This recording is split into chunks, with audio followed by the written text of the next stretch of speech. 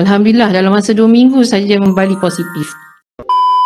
Sebenarnya saya pengguna Intiga testimoni live ya. Semasa saya ditimpa musibah, saya jatuh. Jadi saya kurang minum air. Akibatnya fungsi buah pinggang saya sudah merosot. Dalam tu semua negatif. Jadi Ustaz Solah suruh saya minum air Intiga tu sebelum darah diambil sekali lagi untuk dibawa kepada Dr. Fakar.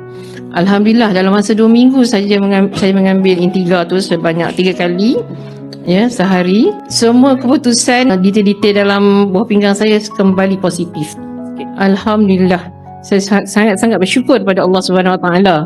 Ya. Dan satu lagi tanpa saya sedar bahawa sebelum ni saya asma semput.